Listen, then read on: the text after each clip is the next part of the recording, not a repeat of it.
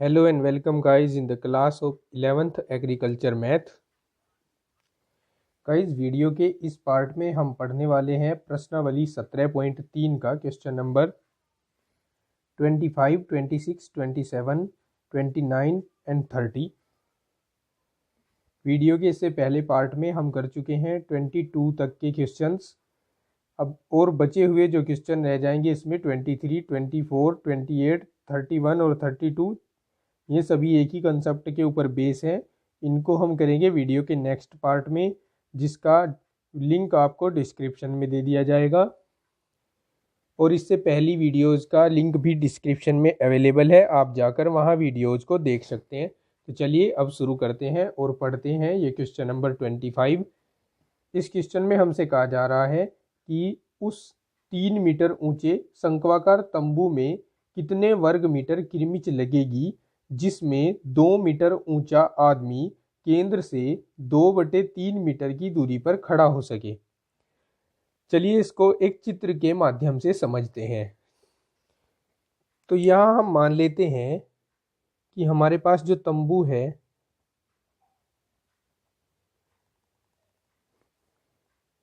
वो इस प्रकार का है। इस तंबू का जो शीर्ष है उसका नाम रख लेते हैं हम ए, इसका बी और इसका सी, और इसकी जो ऊंचाई है उसको हम डिनोट करते हैं ओ ए से। अब अकॉर्डिंग टू सिचुएशन, क्वेश्चन के अकॉर्डिंग ये 3 मीटर हाइट का है और केंद्र से लगभग 2/3 मीटर की दूरी पर कोई लड़का खड़ा है। लड़के को हम मान लें कि लड़का डी और ई है। अब इस लड़के की ऊंचाई दी गई है 2 मीटर।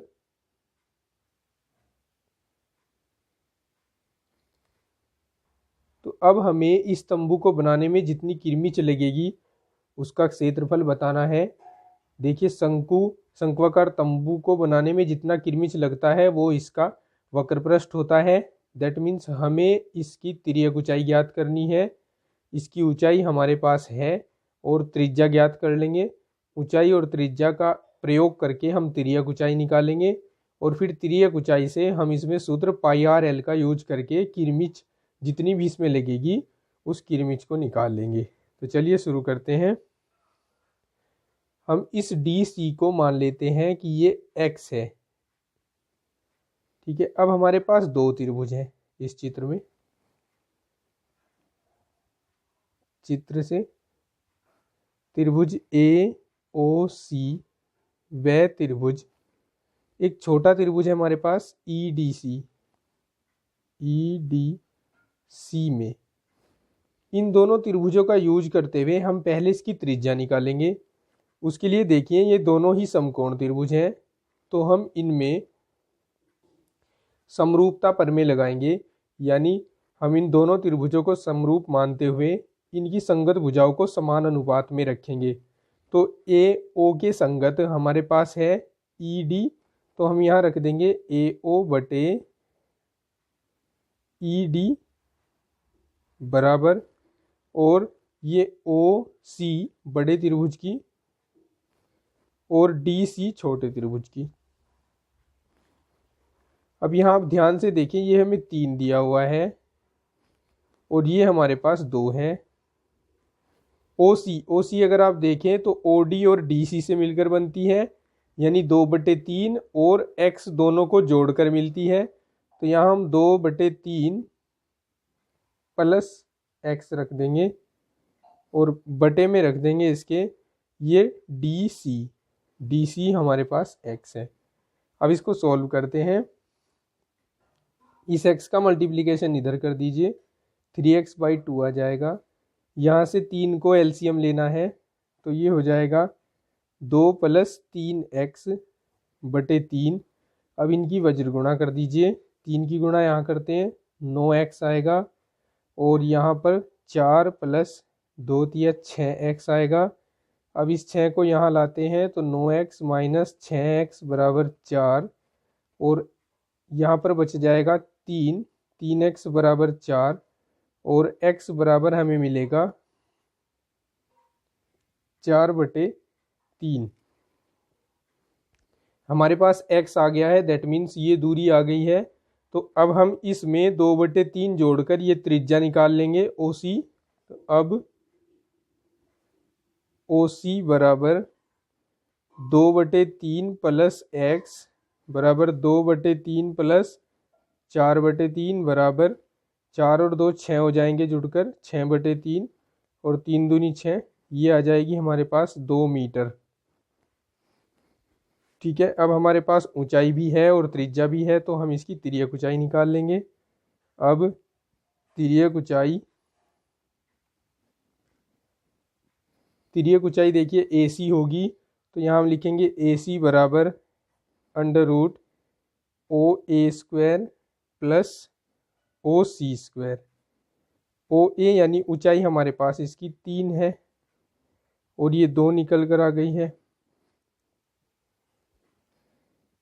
तो ये हो जाएगा 9 और 4 √13। √13 आया है निकल कर। अभी इसको रूट में ही रहने दें और इसको लिख दें कि √13 मीटर इसकी तिर्यक ऊंचाई आएगी। अब तंबू के लिए आवश्यक किरमिच निकालेंगे।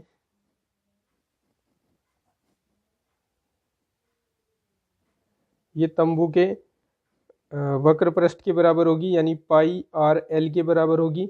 अब हमारे पास r का काम कर रहा है OC और l का काम कर रहा है AC। तो यहाँ पर हम पाई गुणा OC की जगह रखेंगे। OC हमारे पास आया था, कितना आया था OC? 2 मीटर। 2 गुणा और AC की जगह √13 रख देंगे। अब चाहे तो हम इसका आंसर पाई में और रूट में छोड़ सकते हैं, 2π√13, और ये आएगा मीटर स्क्वायर में, या फिर इनकी वैल्यूज़ पुट कर सकते हैं। वैल्यूज़ पुट करेंगे, देखो 2 गुणा पाई का मान रख देंगे 3.14 और √13 का मान होता है 3.6, और ये मल्टीप्लाई करके आ जाएगा 22.6428 मीटर स्क्वायर। तो चाहे तो आप यहाँ आंसर छोड़ सकते हैं या यहाँ भी छोड़ सकते हैं। इस तरह से ये कंप्लीट हो जाएगा। अब देखते हैं क्वेश्चन नंबर 26। इसमें बोला है शंक्वाकार तंबू में 5 व्यक्तियों को ठहरना है। प्रत्येक व्यक्ति को जमीन पर 6 वर्ग मीटर स्थान तथा 10 घन मीटर वायु सांस लेने के लिए चाहिए। डेरे की ऊंचाई ज्ञात करो। देखिए कितने व्यक्तियों को ठहरना है तंबू में? 5 व्यक्तियों को।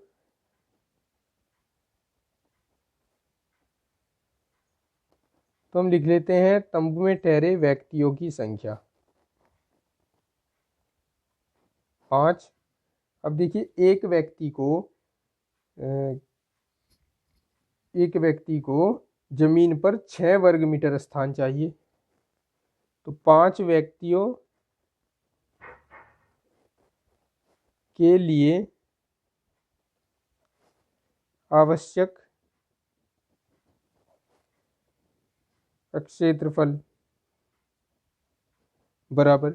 अब देखिए ये आदमी जो ठहरेंगे ये सभी तंबू के आधार पे ठहरेंगे यहाँ पर, यानी 5 व्यक्तियों के लिए ठहरने के लिए स्थान है यहाँ पर। एक व्यक्ति को 6 वर्ग मीटर दिया जा रहा है, तो 5 व्यक्तियों को 5 गुणा 6, अर्थात यहाँ पर जो ये 30 वर्ग मीटर निकलेगा ये आधार का क्षेत्रफल होगा। इट इज इम्प्लाई तंबू के आधार का क्षेत्रफल।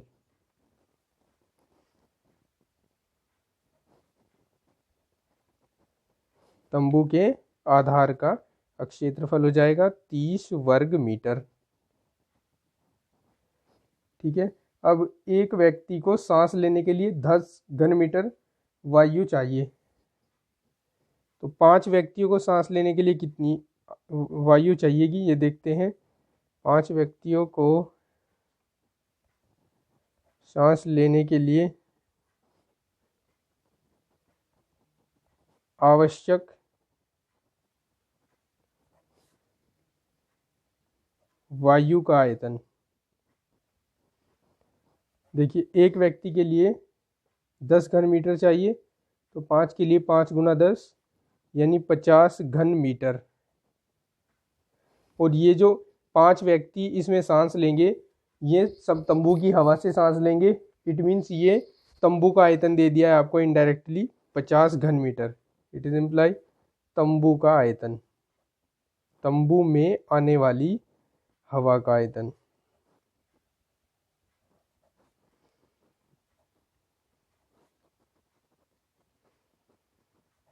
ये हो जाएगा 50 घन मीटर। ठीक है, अब तंबू की ऊंचाई हमें ज्ञात करनी है। अब चूंकि देखिए आयतन के लिए एक सूत्र ये भी होता है, तंबू का आयतन बराबर आधार का क्षेत्रफल, इसमें 1/3 भी आता है, 1/3 गुना आधार का क्षेत्रफल गुणा ऊंचाई। तंबू का आयतन हमारे पास 50 घन मीटर है, 1/3 गुना आधार का क्षेत्रफल हम 30 वर्ग मीटर निकाल चुके हैं, तो 30 गुना ऊंचाई को ऊंचाई ही रखें क्योंकि इसमें हमें ये ज्ञात करनी है। अब 3.30 और इस जीरो से ये जीरो कट जाएगी, तो ऊंचाई आ जाएगी तंबू की 5 मीटर। ठीक है, ये ऊंचाई हमें निकाल कर इसमें बतानी थी। तो बड़ा सिंपल क्वेश्चन है, आसानी से हो जाएगा। चलिए अब देखते हैं नेक्स्ट क्वेश्चन। Question number 27। एक बेलनाकार बर्तन जिसकी ऊंचाई 30 सेंटीमीटर और व्यास 20 सेंटीमीटर है, पानी से ऊपर तक भरा है। एक ठोस शंकु जिसकी ऊंचाई 24 सेंटीमीटर और आधार का व्यास 10 सेंटीमीटर है, बर्तन में पूरा डुबोकर निकाल लिया जाता है। अब बेलनाकार बर्तन में कितनी ऊंचाई तक पानी भरा है? ऐसे क्वेश्चन हमने प्रीवियस वीडियो जो डाली थी उसमें भी हमने डिस्कस किए थे। चलिए इसको भी डिस्कस करते हैं। इसमें कहा जा रहा है कि एक बर्तन है बेलनाकार, इस बेलनाकार बर्तन की जो ऊंचाई है वो 30 सेंटीमीटर है और इसका जो व्यास है वो 20 सेंटीमीटर है। ये ऊपर तक पानी से भरा हुआ है। अब इसमें हमें एक शंकु डालना है। इस शंकु की ऊंचाई 24 होनी चाहिए। इन्होंने कहा है कि शंकु की ऊंचाई 24 सेंटीमीटर है, तो ये 24 सेंटीमीटर का ऊंचा शंकु हो गया और इसके आधार का व्यास 10 सेंटीमीटर है। इट मीन्स इसकी त्रिज्या 5 सेंटीमीटर हो जाएगी। अब देखिए हम ये जो शंकु इसमें डाल रहे हैं, तो जितना आयतन शंकु का होगा उतना ही आयतन में पानी बाहर निकल जाएगा। यानी हम मान लेते हैं कि इसमें जो पानी बाहर निकल गया उसके बाद इसमें पानी h गहराई तक बच गया। तो अब बात हो रही है कि पानी कितनी ऊंचाई तक रह जाएगा। तो टोटल ऊंचाई 30 है, 30 में से h गहराई तक वो चला गया, तो कितनी ऊंचाई तक नीचे पानी बच गया और 30 माइनस h तक बच गया। तो अब यहाँ से जो पानी निकलेगा बाहर वो एक बेलनाकार स्तंभ के रूप में निकलेगा और कितने आयतन के बराबर निकलेगा? जितना इस शंकु का आयतन है। तो हम इस बेलनाकार स्तंभ का आयतन बराबर इस शंकु का आयतन रख देंगे। तो यहाँ पर हम लिखते हैं बाहर निकले पानी का आयतन बराबर डाले गए शंकु का आयतन।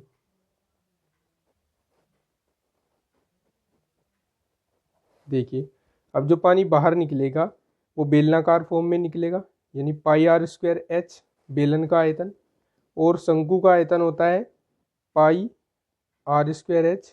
देखिए अब यहाँ पर r इस बेलनाकार भाग की अलग है, तो इसलिए इसको हमने r1 कह दिया, और शंक्वाकार भाग की जो त्रिज्या है वो अलग है, इसलिए हमने इसको r2 कह दिया। इसकी ऊंचाई h है, इसकी ऊंचाई हमने h मानी है तो h ही रहने देंगे, यानी जितनी गहराई तक पानी जा रहा है उसको। और ये जो हमारे पास बेलन है इसकी ऊंचाई ये जो 24 है इसको हम h2 मान लेते हैं। तब हमारे पास जो जो है हम लिख देते हैं यहाँ पर। अब सिंस r1 जो है हमारे पास, देखिए यहाँ व्यास है तो यहाँ से अगर त्रिज्या निकाले तो 10 सेंटीमीटर निकलेगी। तो r1 हमारे पास 10 सेंटीमीटर है और r2 हमारे पास 5 सेंटीमीटर है, h2 हमारे पास 24 सेंटीमीटर है। ठीक है, यहाँ देख रहे हैं हम कि पाई से पाई कैंसिल हो रहा है। अब ये मान जो है इनमें रख देंगे तो r1 की वैल्यू यानी 10 का स्क्वायर, h को h ही रखेंगे क्योंकि ये हमें कैलकुलेट करना है।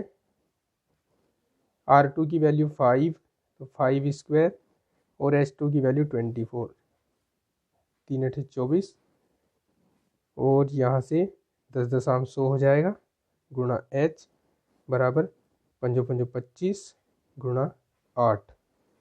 ये 100h इक्वल्स टू 25 8 200 और h इक्वल्स टू हो जाएगा 200/100, h equals to 2 centimetre.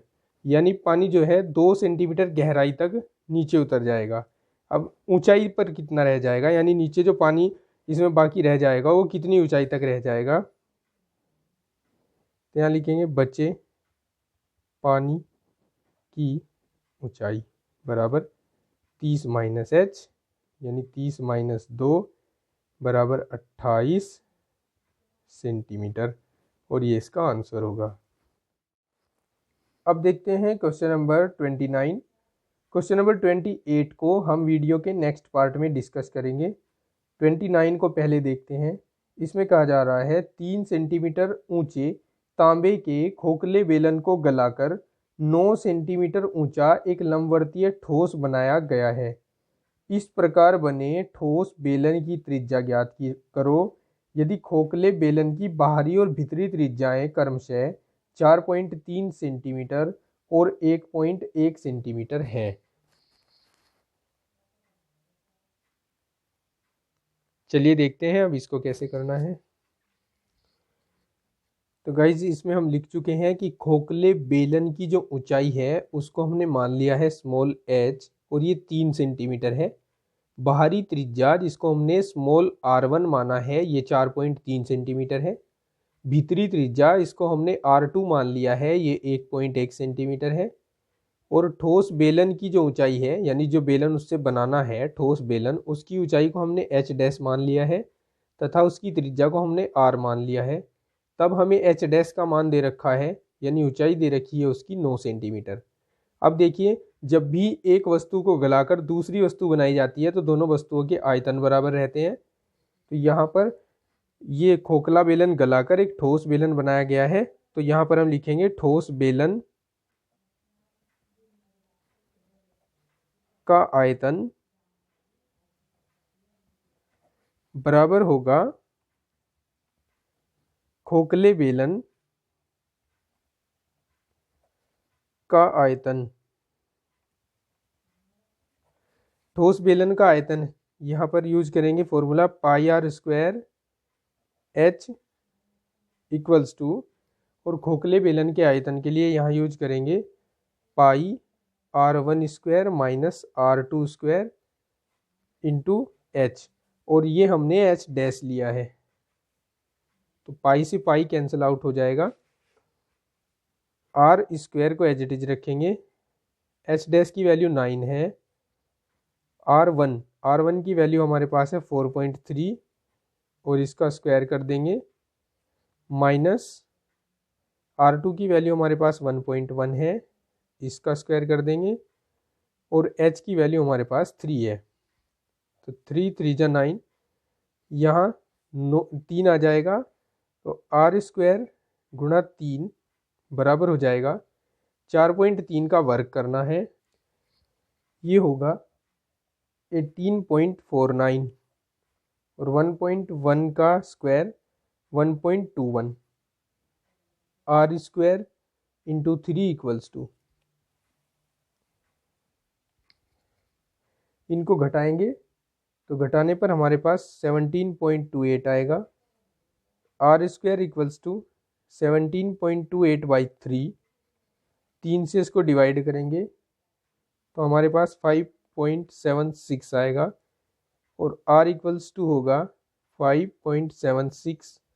r equals to 576 देखिए 24 का वर्ग होता है, इसलिए इसका वर्गमूल 24 हो जाएगा। अब यहाँ दशमलव लगानी है एक अंक के बाद, तो ये 2.4 सेंटीमीटर इतनी आधार की त्रिज्या आएगी जो हम ठोस बेलन बनाएंगे उसकी। ठीक है, ये बेलन से संबंधित क्वेश्चन था जो कि इन्होंने यहाँ पर शंकु की एक्सरसाइज में दे दिया है। ठीक है, तो इस तरह से इसको आप कर लेंगे। अब देखते हैं नेक्स्ट क्वेश्चन 30 में बोला है यदि किसी लंबवर्तीय शंकु का अर्धशीर्ष कोण एल्फा, ये एल्फा है यहाँ पे, वक्र पृष्ठ सी, आयतन ए तथा आधार की त्रिज्या आर हो तो सिद्ध करो कि C equals to pi r square cosec alpha. और सेकंड में सिद्ध करना है कि आयतन ए बराबर है 1/3 pi r cube cot alpha. बड़ा सिंपल क्वेश्चन है, देखिए पहले इसका फिगर बनाते हैं। ये है फ्रेंड्स लंबवर्तीय शंकु, इस शंकु का नाम रख देते हैं ABC और इसका नाम रख देते हैं O। अब इसका अर्धशीर्ष कोण लेना है हमें एल्फा, ये इसमें R है और इसका ना तो तिर्यक ऊंचाई दी है और ना ही इसकी ऊंचाई दी गई है। हमें जो दिया है वो इस तरह से है, अर्धशीर्ष कोण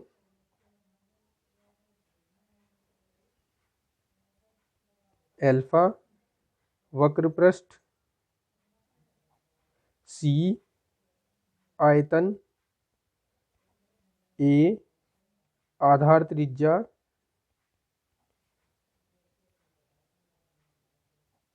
R।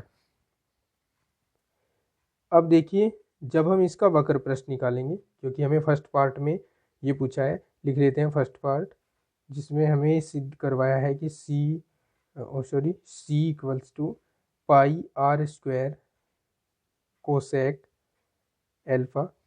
तो हमें यहाँ पर C यानी वक्र पृष्ठ को निकालने के लिए पाई आर एल सूत्र लगाना पड़ता है। तो इसके लिए हमें L चाहिए क्योंकि R तो हमारे पास ऑलरेडी है। अब L होती है ये वाली दूरी AB।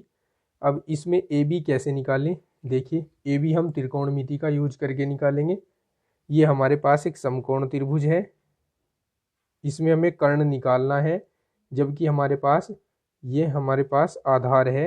अगर इस कोण से देखें तो इस कोण के लिए ये लंब है और ये कर्ण है। तो लंब और कर्ण का यूज करते हुए जो भी रिलेशन बनता है वो कौन सा त्रिकोणमितीय अनुपात देता है, लंब बटे कर्ण, यानी R/BA बराबर देता है साइन अल्फा, क्योंकि लंब बटे कर्ण साइन अल्फा होता है। तो यहाँ से BA की वैल्यू जब हम निकालेंगे तो वो R/साइन अल्फा हो जाएगी और साइन अल्फा को जब हम ऊपर ले जाएंगे तो ये ऊपर जाकर कोसेक अल्फा हो जाएगा, क्योंकि साइन का उल्टा कोसेक होता है। ठीक है, तो यहाँ पर हम ये लिखेंगे चित्र से, त्रिभुज ABO में लंब बटे कर्ण बराबर साइन अल्फा, अर्थात लंब है हमारे पास इसका R, इस तरफ से देखना है इसको, ये R/, और AB equals to sine alpha, और यहाँ से AB का मान हो जाएगा जिस तरह से यहाँ लिखा है, बस ये R कोसेक अल्फा। अब इसको हम समीकरण 1 में रखेंगे, अभी नहीं, अब वक्र पृष्ठ C बराबर होगा पाई आर एल का काम यहाँ करेगा AB, तो पाई आर गुणा AB, और पाई आर AB का मान रख देंगे R कोसेक अल्फा, यानी ये हो जाएगा पाई आर स्क्वायर कोसेक अल्फा। ठीक है, ये C का मान निकल जाएगा। फर्स्ट पार्ट का। और सेकंड पार्ट में देखते हैं। सेकंड पार्ट में हमसे कहा है कि ए बराबर दिखाओ 1/3 pi r cube cot alpha के। देखिए हम ए का मान सूत्र से निकालें तो 1/3 पाई आर स्क्वायर एच निकलता है। अब एच हमारे पास यहाँ है नहीं। एच देखिए, एच का काम यहाँ पर कौन करेगा? एच का काम ए ओ करेगा। अगर हम ए ओ निकाल लें तो हम यहाँ पर रख सकते हैं उसको, और ये आयतन हम निकाल सकते हैं। ए ओ देखो कैसे निकलेगा। इस कोण के लिए ए ओ आधार है और ये लंब है। ये आधार है और ये लंब है, तो हम आधार बटे लंब बराबर कोट एल्फा, ये रिलेशन यहाँ लगाएंगे। चलिए देखिए, ए बराबर हम रख सकते हैं 1/3 पाई आर स्क्वायर। एच की जगह हम ओ ए रख सकते हैं। इसको हम समीकरण 1 मान लें। अब ओ ए बराबर अब हम लिखेंगे कि समकोण त्रिभुज ओ ए बी में ओ ए अपॉन ओ बी यानी आधार बटे लंब बराबर कोट एल्फा। और ओ ए का मान हमारे पास ओ ए ही है, ओ बी का मान हमारे पास आर है, और ये कोट एल्फा रख देंगे। तो यहाँ से ओ ए बराबर हो जाएगा आर कोट एल्फा। ओ ए का मान रख देंगे समीकरण 1 में।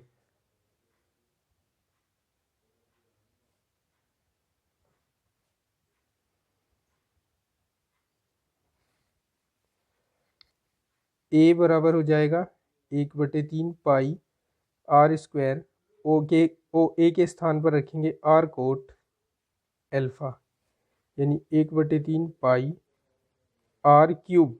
देखिए आर स्क्वायर और आर क्यूब हो जाएंगे गुणा होकर, और कोट एल्फा।